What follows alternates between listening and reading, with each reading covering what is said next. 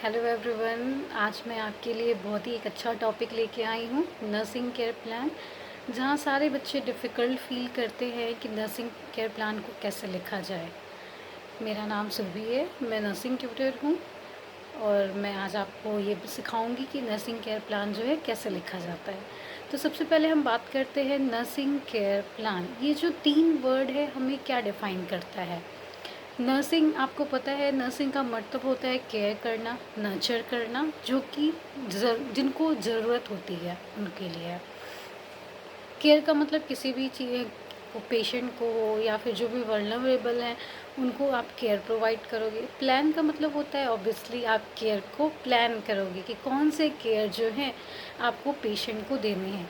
लेकिन केयर को प्लान करने से पहले आपके माइंड में ये होना चाहिए कि वो प्रायोरिटी बेसिस पे होना चाहिए कि अगर मान लो आपके पेशेंट को 2-3 बीमारियां हैं तो उनमें से कौन सी बीमारी ऐसी है जो कि आप सबसे पहले उसको ट्रीट करोगे या फिर उस सबसे पहले उसके लिए आप केयर प्रोवाइड करोगे। ठीक है, तो सबसे पहले नर्सिंग केयर प्लान में जो है वो 6 कॉलम आप फॉर्मुलेट करते हैं। वो 6 कॉलम को मैं एक बार आपको बता देती हूँ कि वो कौन कौन से हैं। पहला आपका आता है असेसमेंट, दूसरा है नर्सिंग डायग्नोसिस, तीसरा है ऑब्जेक्टिव, चौथा है प्लान ऑफ केयर, पांचवा आपका आ जाएगा इम्प्लीमेंटेशन एंड छठा जो है वो है इवैल्यूएशन। ठीक है, तो सबसे पहले हम बात करेंगे असेसमेंट की। असेसमेंट जो है वो टर्म एक ऐसा है कि वो खुद ही डिफ़ाइन कर देता है कि असेसमेंट का मतलब किसी चीज़ को फाइंड आउट करना, असेस करना। ठीक है, तो असेसमेंट जो है वो 2 तरह के होते हैं। ठीक है, पहला होता है कि सब्जेक्टिव डेटा, जिसमें कि आप सब्जेक्टिव डेटा में आप क्या करोगे, ये पेशेंट से फाइंड आउट करोगे। इट मीन्स जो पेशेंट है वो आपको खुद ही बताएंगे। ठीक है, दूसरा होता है ऑब्जेक्टिव डेटा। ऑब्जेक्टिव डेटा में क्या होता है कि जो नर्सेज होते हैं वो उनको फाइंड आउट करना होता है कि पेशेंट को क्या फील हो रहा है। राइट, तो सबसे पहले हम बात करेंगे सब्जेक्टिव डेटा की। ठीक है, तो सब्जेक्टिव डेटा में क्या होता है कि पेशेंट से जब आप जाओगे, पेशेंट से बात करोगे, तो पेशेंट खुद पे खुद ही बताएंगे आपको कि हाँ, मैं 2-3 दिन से हॉस्पिटल में एडमिट था, मुझे पेन हो रही थी, मुझे फ़ीवर हो रही थी। तो ये सारी अपने साइन एंड सिम्टम्स को वो बताते हैं आपको। ठीक है, तो जो वो खुद से एक्सप्लेन करते हैं ना, वो होता है सब्जेक्टिव डेटा। ठीक है, तो वहाँ पे आप क्या लिखोगे, patient says that I am having pain since 2 days। ठीक है, नेक्स्ट हम आते हैं ऑब्जेक्टिव डेटा पे। तो ये ऑब्जेक्टिव डेटा क्या है, जो नर्सेज होते हैं वो खुद फाइंड आउट करते हैं। तो जब नर्सेज की बात आती है तो वो कैसे फाइंड आउट करेंगे, जब तक आप एक फ़िज़िकल एग्ज़ामिनेशन नहीं करोगे किसी भी पेशेंट का तो आप ऑब्जेक्टिव डेटा को फाइंड आउट नहीं कर सकते हो। फ़िज़िकल एग्ज़ामिनेशन क्या जो है वो हमारा एसेंशियल टूल है किसी भी चीज़ को असेस करने के लिए, स्पेशली पेशेंट में। ठीक है, तो यहाँ पे अगेन हेड टू एग्ज़ामिनेशन के थ्रू आपको क्या पता चलता है कि पेशेंट के अंदर क्या क्या डिफ़िकल्टीज़ हैं या फिर क्या भी साइन एंड सिम्टम है।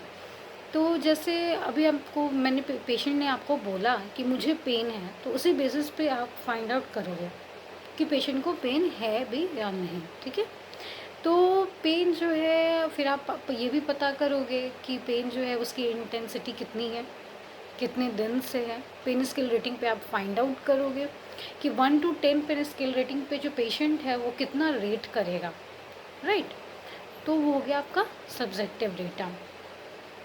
तो आपको क्या पता चला कि पेशेंट को जब पेन था तो पेशेंट के जो फेशियल एक्सप्रेशंस थे वो काफ़ी ज़्यादा चेंज थे। ऐसा तो है नहीं कि अगर पेशेंट को पेन रहेगा तो वो ज़ोर ज़ोर से हंसेगा। Right, just kidding. हाँ, तो वो ज़ोर ज़ोर से हंसेंगे, काफ़ी क्लमजी फेस होगा, काफ़ी सैड होंगे। ठीक है, रो रहे होंगे। ठीक है, तो जब आप क्या करते हो, अपना पेन स्केल लेके जाते हो, वहाँ पे पूछते हो कि आप बताओ कि आपको कितना पेन है। तो वो बोलेगा कि मैडम मैं इसको पेन स्केल रेटिंग में मैं 5 दे रहा हूँ। ठीक है, तो पेन तो काफ़ी ज़्यादा हो, ऑब्वियसली अगर पेशेंट की सर्जरी हुई होगी तो पेन काफ़ी ज़्यादा होगा। राइट, तो ये हमारा था असेसमेंट पार्ट। दूसरा हम आते हैं नर्सिंग डायग्नोसिस। जब भी आप नर्सिंग डायग्नोसिस फॉर्मुलेट करने जाते हो तो क्या होता है कि वो आपके ऑब्जेक्टिव डेटा के बेसिस पे होता है। ठीक है, लेकिन आपको माइंड में ये भी रखना होता है कि वो प्रायोरिटी के बेस पे भी हो। ठीक है। मान लो कि यहाँ पे पेशेंट को पेन है और आप सोच रहे हो कि पहले मैं कफ को ठीक कर दूँ, नहीं। कफ तो क्या है कि एक ऐसी चीज़ है कि वो 2 या 3 दिन बाद भी ठीक करी जाए तो चलेगा, लेकिन वही जो पेन है अगर आप ठीक नहीं करोगे तो पेशेंट काफ़ी ज़्यादा डिफ़िकल्ट फ़ील करेगा, काफ़ी ज़्यादा परेशान हो जाएगा, ठीक है। तो यहाँ पे क्या करना है, हमें नर्सिंग डायग्नोसिस जब भी फॉर्मुलेट करना है वो प्रायोरिटी बेस्ड पे करना है। तो उसके पहले हमें क्या करना होगा, हमें ऑब्जेक्टिव को फाइंड आउट करना होगा। जो भी आपके ऑब्जेक्टिव डेटा है उनको फाइंड आउट करने होंगे, ठीक है। तो जैसे कि आप मान लो कि आप पेन के ऊपर फॉर्मुलेट करना चाहते हो ऑब्जेक्टिव डेटा, ये आपका था पेन, ठीक है। अगर आप फॉर्मुलेट करोगे नर्सिंग डायग्नोसिस पेन के ऊपर, तो आप क्या करोगे, सबसे पहले फाइंड आउट करोगे कि वो जो पेन है वो एक्यूट पेन है या क्रॉनिक पेन है, ठीक है। क्योंकि एक्यूट पेन जो होता है उनकी ड्यूरेशन जो है कम होती है, और जो क्रॉनिक पेन होता है उनकी ड्यूरेशन जो है ज़्यादा होती है, राइट, काफ़ी लंबा होता है ड्यूरेशन। तो अगर मान लो कि आपको तो एक पता चल गया कि हाँ वो पेन है, लेकिन इसके पीछे जो रीज़न है वो भी तो आपको पता करना है। क्योंकि देखो नर्सिंग डायग्नोसिस जो होता है वो 2 चीज़ों पे वर्क करती है। पहला कि जो भी सिम्टम है वो रिलेटेड किस चीज़ से है, किस वजह से हुई है, उसका रीज़न क्या है, और तीसरा क्या होता है, एविडेंस, प्रूफ क्या है, ठीक है। जैसे आप पेन बोले तो आपके पास प्रूफ क्या है कि पेशेंट को पेन है, राइट। तो ऑब्वियसली आप इंटेलिजेंट हो, आप आंसर करोगे कि मैंने पेन स्केल रेटिंग से पता करा है। तो वैसे ही तो जैसे हम फॉर्मुलेट करेंगे पेन के लिए, तो आप क्या लिखोगे, acute pain related to surgery as evidence by pain scale rating of 5, ठीक है। तो ये आपका हो गया nursing diagnosis. Next third point पे हम आते हैं, आपका ऑब्जेक्टिव। आप सोचोगे कि ये ऑब्जेक्टिव क्या है। हाँ, ऑब्जेक्टिव तो हमारा करियर में होता है, एम हमारा करियर में होता है, तो ये नर्सिंग केयर प्लान में ऑब्जेक्टिव क्यों नहीं। नर्सेज को भी क्या होता है कि एक एम है, एक ऑब्जेक्टिव जो है वो सेट करने होते हैं कि जैसे आप किसी भी पेशेंट का केयर करने जा रहे हो तो आपको एक ऑब्जेक्टिव सेट करनी पड़ेगी, ठीक है। जैसे मान लो कि आपके पेशेंट को पेन है, तो आपने ये ऑब्जेक्टिव सेट करा कि मेरे 6 to 8 आवर्स ऑफ शिफ्ट में पेशेंट का जो पेन है वो 5 से क्या होगा, रिड्यूस होके 3 पर आ जाएगा, ठीक है। तो 5 से 3 पे रिड्यूस कैसे होगा, उसके लिए कोई तो कोई एक्शन लेना होगा, राइट। तो पहले मैं बात करूँगी कि आप ऑब्जेक्टिव लिखोगे कैसे, ठीक है।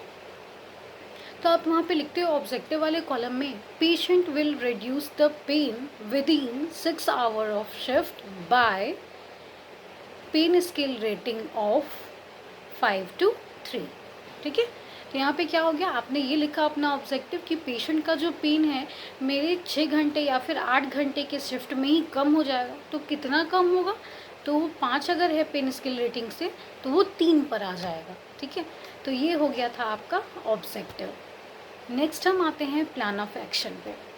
अब बोलोगे कि ये प्लान ऑफ एक्शन, एक्शन तो हम कहीं जाते हैं या घूमते हैं उस चीज़ के लिए प्लानिंग करते हैं, शॉपिंग की प्लानिंग करते नहीं। यहाँ पे क्या है, जब आप पेशेंट की केयर भी करने जाते हो तो आपको प्लान ऑफ एक्शन जो है सेट करना पड़ता है, राइट। तो यहाँ प्लान ऑफ एक्शन जो है वो क्या होगा, वो सारा हमारी केयर के बेसिस पे होगा, राइट। तो सबसे पहले आप क्या प्लान करोगे। कुछ लोगों का आंसर ये होता है कि हम मेडिसिन प्रिस्क्राइब कर देंगे, नहीं। वो प्रिस्क्राइब जो करने वाली चीज़ें होती है वो हमारे नर्सिस में फर्स्ट लेसन पे नहीं आती या फर्स्ट पॉइंट में नहीं आती, वो हम उनको लास्ट में रखते हैं क्योंकि वो हमारा एक्शन नहीं होता है, वो डॉक्टर्स के द्वारा दिया हुआ एक्शन होता है, राइट। तो सबसे पहले हमारे नर्सिस का काम क्या होता है, असेस करना, राइट। जैसे कि मैंने आपको फर्स्ट पॉइंट बताया था असेसमेंट का, वैसे ही प्लान ऑफ एक्शन में फर्स्ट आप क्या करोगे, असेस करोगे, ठीक है। तो असेस क्या करना है आपको, बेसलाइन डेटा। बेसलाइन डेटा क्या हो गया, आपका वाइटल साइंस, ठीक है। तो आप यहाँ पे लिखोगे to assess the baseline data, और उसके नीचे लिखोगे आप क्या, टेम्परेचर कितना है, पल्स कितना है, रेस्पिरेशन कितना है, और बीपी कितना है, ठीक है। नेक्स्ट हम आते हैं, सेकेंड पॉइंट आपका ये हो जाएगा कि आपका अपने बेसलाइन डेटा असेस कर लिया, ठीक है। तो सेकेंड पॉइंट आप क्या करोगे, पेन के पेशेंट के लिए ऑब्वियसली कंफर्टेबल पोजीशंस प्रोवाइड करेंगे। कंफर्टेबल पोजीशंस आपने सुने होंगे, पोजीशनिंग अलग अलग तरह के होते हैं, सुपाइन हो गया, प्रोन हो गया, डॉर्सल रिकम्बेंट हो गया, ट्रेंडलबर्ग पोजीशन हो गया, लेफ्ट लैटरल, राइट लैटरल, बहुत सारी पोजीशनिंग होती है। तो आपके पेशेंट को जो पोजीशन कंफर्टेबल होगा आप वो क्या करेंगे, पोजीशन अपने पेशेंट्स को आप प्रोवाइड करोगे। ठीक है। नेक्स्ट थर्ड पॉइंट हम आते हैं प्लान ऑफ केयर एक्शन में। ठीक है, या फिर प्लान ऑफ केयर में, जो आप बोलो। ठीक है, तो हमारा थर्ड पॉइंट होगा डाइवर्सनल थेरेपी। अगेन आपका आएगा ये डाइवर्सनल थेरेपी होता क्या है। डाइवर्सनल थेरेपी एक बहुत ही क्या बोले, काफ़ी अच्छी चीज़ है। अच्छी चीज़ है इसमें काफ़ी एक अच्छा टूल है किसी भी पेशेंट के माइंड को डाइवर्ट करने के लिए। अगेन ये क्वेश्चन आपके माइंड में आ रहा हो कि डाइवर्ट, क्या डायरेक्शन डाइवर्ट करना है? नहीं, यहाँ पे आपके पेशेंट के माइंड को डाइवर्ट करना है। कैसे आप करोगे? तो आपको सबसे पहले पता करना होगा कि पेशेंट का हॉबीज़ क्या है। ठीक है, क्या होता है ना कि कभी कभार हमारी हॉबीज़ होती है लिसनिंग। ठीक है, म्यूज़िक लिसन करना, बुक्स पढ़ना, न्यूज़पेपर पढ़ना, टेलीविज़न देखना। तो क्या होता है कि आप काफ़ी ज़्यादा तकलीफ़ में रहते हो, फिज़िकली काफ़ी ज़्यादा आप बीमार रहते हो, लेकिन आपके सामने आपकी कोई हॉबी चल रही होती है तो आपका फोकस क्या होता है, वहीं पे होता है। तो धीरे धीरे आप वो चीज़ भूलने लगते हो कि हाँ मुझे पेन हो रहा था या फिर मुझे फ़ीवर है। ठीक है, तो वैसे ही हम क्या करते हैं, डाइवर्शनल थेरेपी अपने पेशेंट को प्रोवाइड करेंगे ताकि उसका माइंड जो है वो डाइवर्ट हो जाए पेन की तरफ से। ठीक, एंड द लास्ट हमारा आता है प्रिस्क्राइब। तो हम यहाँ पे क्या करते हैं कि जो भी डॉक्टर्स मेडिसिन हमें बताए होते हैं, प्रिस्क्राइब किए होते हैं पेशेंट के लिए, हम उनको देते हैं। ठीक है, तो ये जो 4 पॉइंट्स हो गए आपके, हो गए प्लान ऑफ केयर या फिर प्लान ऑफ एक्शन जो कि आपको करना है अपने पेशेंट के लिए। नेक्स्ट हम आते हैं अपने 5th पॉइंट, इम्प्लीमेंटेशन पे। ठीक है, ऑब्वियसली अगर आपने कुछ प्लान करा है अपने पेशेंट के लिए तो इम्प्लीमेंट भी तो करना बनता है ना। तो इम्प्लीमेंटेशन यहाँ पे क्या हो जाएगा, जो भी चीज़ें आपने प्लान करी उसको आप इम्प्लीमेंट करोगे, इंटरवीन करोगे। इट मीन्स कि अगर आपने बोला है कि मैं अपने पेशेंट को कंफर्टेबल पोजीशन दूंगी, इट मीन्स आपको कंफर्टेबल पोजीशन देना है। ठीक है, अगर आपने ये प्लान करा है कि मैं अपने पेशेंट को डाइवर्सनल थेरेपी दूंगी, इट मीन्स आपको वो करना है। ठीक है, तो वो हो गया इम्प्लीमेंटेशन वाला part, right. Next and last हमारा आता है इवैल्यूएशन। ये क्या होता है, एक बड़ा क्वेश्चन मार्क। इवैल्यूएशन, आप बोलोगे कि ये इवैल्यूएशन यहाँ क्या ज़रूरत है? इवैल्यूएशन तो हम एग्ज़ाम्स में करते हैं, हम जो पेपर्स लिखते हैं उनकी इवैल्यूएशन होती है। ये केयर में क्या इवैल्यूएट? ऑब्वियसली आप कोई भी काम करोगे तो वहाँ इवैल्यूएशन होना चाहिए, तभी तो आपको फीडबैक मिलेगा कि जो भी आपने केयर प्रोवाइड करा है वो इफ़ेक्टिव है या नहीं, क्योंकि उसका एंड रिज़ल्ट जानना, आउटकम जानना वो ज़्यादा ज़रूरी है, राइट। तो जो हमारा इवैल्यूएशन होता है वो हमारे प्लान ऑफ एक्शन को माइंड में रखते हुए हम करते हैं, राइट। अब वो हमारा लिंक्ड होता है ऑब्जेक्टिव से, जो कि हमने ऑब्जेक्टिव अपने पेशेंट के लिए सेट करा था, राइट। तो जैसे आपने ऑब्जेक्टिव ये सेट करा था कि आपके 6 to 8 आवर ऑफ शिफ्ट में आपके पेशेंट का जो पेन है वो पेन स्केल रेटिंग के अकॉर्डिंग 5 था और वो कम होकर कितना हो जाएगा, 3 हो जाएगा। ठीक है, उसी के बेसिस पे आपने अपना प्लान करा केयर क्या क्या प्रोवाइड करना है। तो लास्ट में जब आपका शिफ्ट ख़त्म होता है तो आप अपने पेशेंट को इवैल्यूएट करते हो। ठीक है, देखते हो कि आपने जो जो केयर प्रोवाइड कर रहा है वो थोड़ा इफेक्टिव है या नहीं है, राइट, क्योंकि आपने भी मेहनत करी है, उनको हेल्प करा है। ठीक है, तो जब आप इवैल्यूएट करने जाते हो तो देखते हो कि आपने जो जो केयर, इफ़ेक्टिव केयर प्रोवाइड करा है अपने पेशेंट को वो वर्क करा है, राइट। आपने डाइवर्सनल थेरेपी दिया है वो वर्क करा है, आपने इफेक्टिव पोजिशनिंग दी है वो वर्क करा है, राइट। आपने मेडिसिन दिया है वो वर्क करा है। ठीक है, तो लास्ट में पेशेंट से आप पूछते हो कि आपको कैसा फील हो रहा है। मॉर्निंग में आपने मुझे बताया था कि पेन स्केल रेटिंग के थ्रू आपका जो पेन था वो 5 पे था, राइट। तो अभी कितना है? तो क्या होता है कि पेशेंट बोल देता है आपको कि ये तो घट के ऐसा लग रहा है 3 पे आ गया है। तो क्या होता है, आप काफ़ी ज़्यादा खुश हो जाते हो कि अच्छा थैंक गॉड, मैंने जो केयर दिया था वो काफ़ी इफ़ेक्टिव हुआ, मेरे पेशेंट के लिए काफ़ी हेल्पफुल हुआ, यानी कि आपको पॉजिटिव रिजल्ट मिला। ठीक है, तो यही वो माता होता है इवैल्यूएशन। ठीक है, तो आई होप कि आपको जो मैंने इजी वे में नर्सिंग केयर प्लान के बारे में समझाया वो आपको समझ आया होगा। अगर आपको ये वीडियो अच्छा लगा, काफ़ी इजी लगा समझने में, तो प्लीज़ आप इसको लाइक करो, सब्सक्राइब करो और शेयर भी करो।